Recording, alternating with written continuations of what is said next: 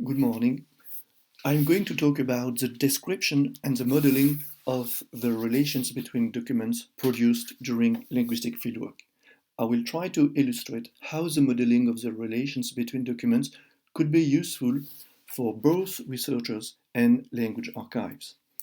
It is mainly a report of an experiment I made with my own data due to gathered during several fieldworks. Let's first look at one aspect of the complexity of data produced during fieldwork. Often, documents and more generally data produced during fieldworks are related to each other.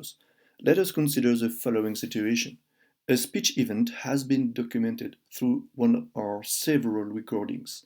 A portion of these recordings was later interpreted resulting in a transcription written down in a notebook as well as in recordings of the data session itself. The same event or another part of it was interpreted later during another data session. Later again, for instance, back from the field, a reanalysis of the event is made on the basis of the previous data session. How to record and archive this dense network of objects and relationships, and how to organize the data produced with respect to this context. In this situation, we can stress the fact that we have a lot of different document types, recordings, written data, and so on. However, besides document types, there are also relationships linking this object and various kinds of relationships. Field data, as shown by this example, are also complex because of the dense network of relationships that link them together, and this is a point I want to emphasize. For instance, in this example, we have relations between a speech event and a recording that documents it, between a speech event and participant, obviously, between a data session event and a sequence in the recording of the speech event, because the data session is related to a part of the recording, and between the data session and the written data produced during it, and so on. When working with linguistic fieldwork data, I was often facing the difficulty to model such relations. For instance, that such transcription is a continuation of another data session, or a new version of the transcription, and so on. However, these relationships are precious as it is the philological context of the data and a key for their basic organization. Such situations are quite common in my practice. First, when dealing with archives left by researchers, we face such relations between, for instance, successive transcriptions of an event or successive layers of comment and analysis. Second, this situation seems also to be quite frequent in the field and during afterwards analysis. Woodbury, for instance, details a very long chain of recordings and transcriptions of the same text.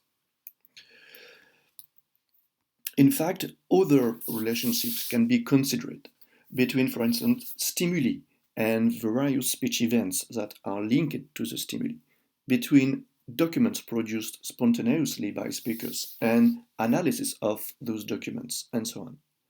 There is also complex relations between video and audio recordings and speech events. For instance, several camera or mics are recording in parallel, or when successive shots of the same event are made. I now turn to the limitation of available pieces of software. Fieldwork then produces complex data, and some aspect of this data type and of their contextual relations can be effectively organized through existing pieces of software and later archived, while other aspects, also important for the interpretability of the documents, cannot currently be organized.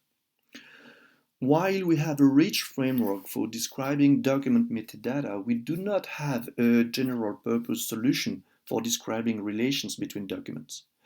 The Lameda application does offer to group documents into sessions, but there is no way to create links between sessions or explicit links of a given type between documents of the same session. And there is no structure of this data, and no way to query these structures. As a result, many researchers seem to be struggling finding their own solution for expressing relations between data points. For instance, Lee showed an excerpt of a spreadsheet she used for documenting her data. We can see a column named relation, which contains various relations of different types, being part of, have transcription, replace or is replaced by. It is a kind of relation that can occur between data sessions and documents that are described. I have used myself the same system in a spreadsheet listing sessions and their products. I also have a column relations for linking sessions with stimulus, with data session recordings, with other data sessions devoted to previous part of the same recording, and so on. I also have timestamps when pointing to the sequence of the video that I analyze. Most of the researchers I have asked also use ad hoc notation in a spreadsheet or in a node field of a transcription software. How to record and model these kinds of relationship? Can we do better than this ad hoc notation in a spreadsheet? The set of relations found in fieldwork data is too complex to be modeled through a hierarchy. It is a graph connecting people, events, documents, and so on. RDF offers to represent knowledge base through a graph and can be an appropriate solution. Moreover, this set of relations is also complex to be modeled with a document-centric approach, an event-centric approach where documents are anchored in event rather than being directly linked is more expressive. RDF ontology do exist for event-centric approach. I shortly remind that RDF is a way to design a knowledge base through triplets. A triplet is made of a source notation, a relation, and a target node. For instance, a small piece of information, such as there is a person identified by an URI whose name is Eric Miller and whose email address is this one and whose title is doctor, can be modeled through 4 triplets. An URI is given a type, a full name, an email address, and a title. The URI is somehow arbitrary. And these 4 triplets can be modeled as a graph. Several institutions, such as archive or museum consortiums, are developing ontologies for describing archives and cultural heritage using RDF. They are mostly adopting an event-centric approach. I will show how record in context can be used to model linguistic fieldwork data. Let's start with a simple example speech event. I use some color to distinguish nodes referring to resources, nodes containing literal values, and nodes expressing RDF type. So in the center of the graph, there is a node that contains an URI or ID and referring to my event. Connected to it various information, the type of the node in the record in context ontology, place, name, event type according to my own taxonomy of events, and so on. There are also 2 people referred to through their own resource URI.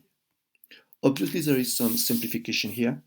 The date should state the format used, place could be a link to a resource rather than a literal value, and so on.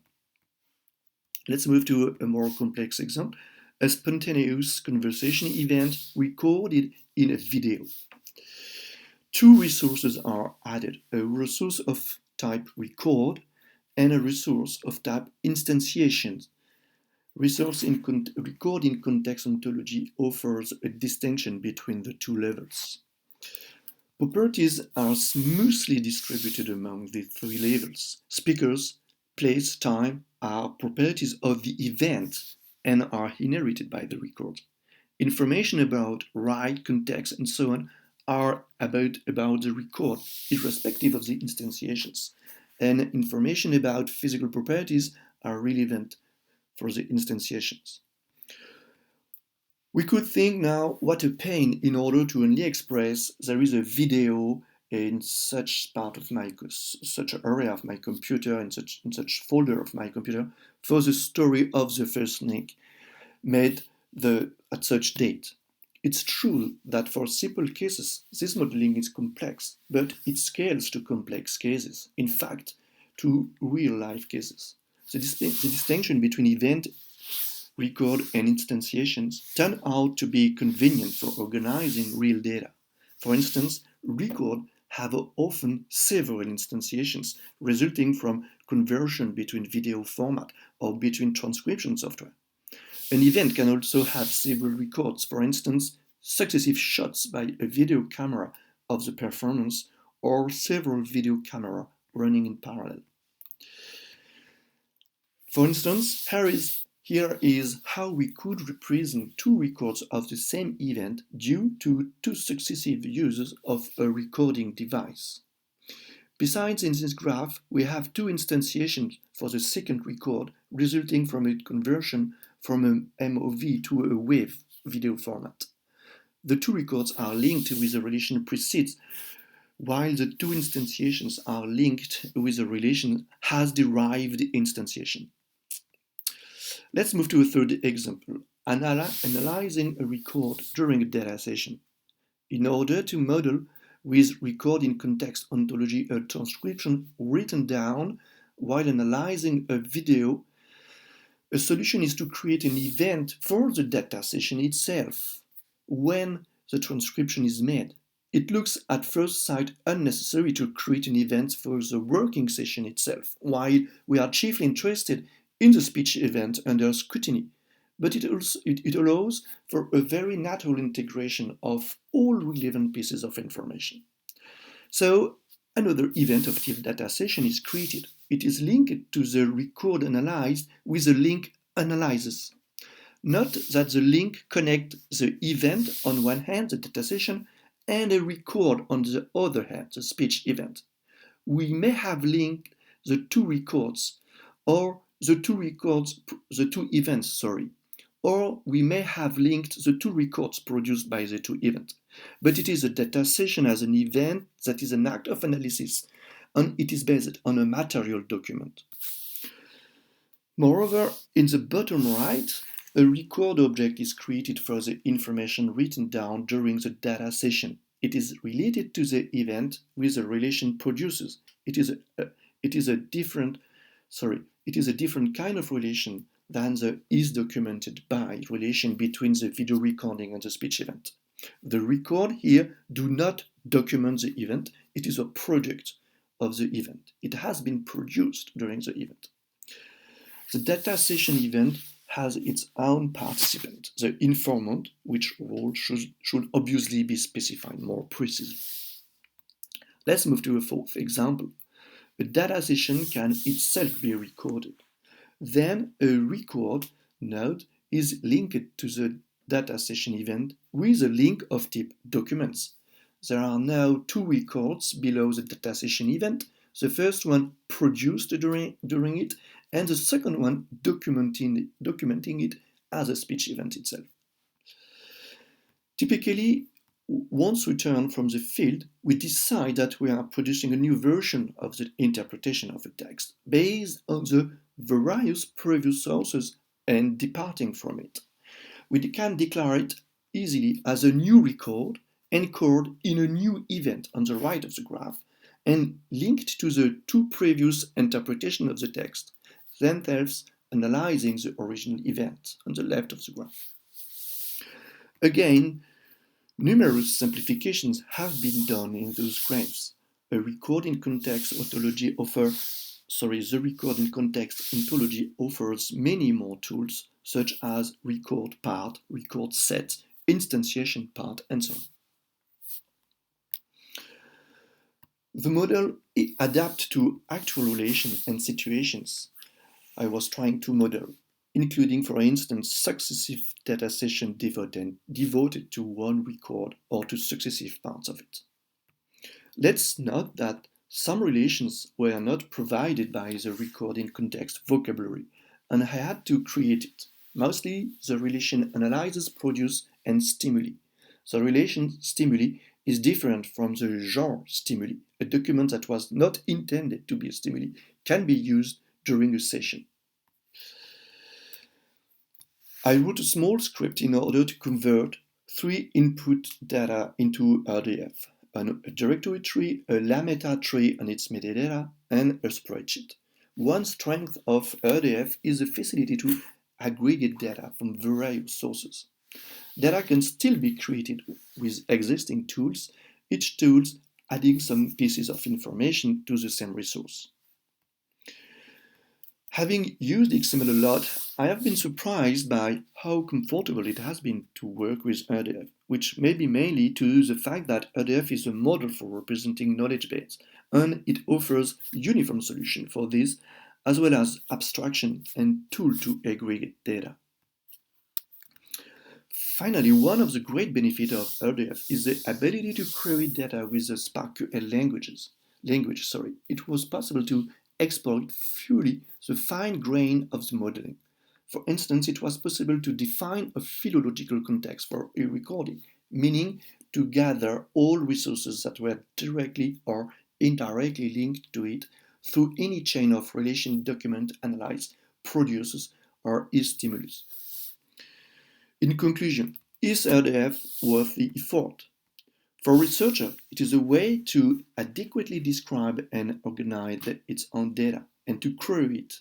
It is possible to use existing tools and to aggregate data from various sources. For instance, Tropy for tagging research photo can export the description in RDF.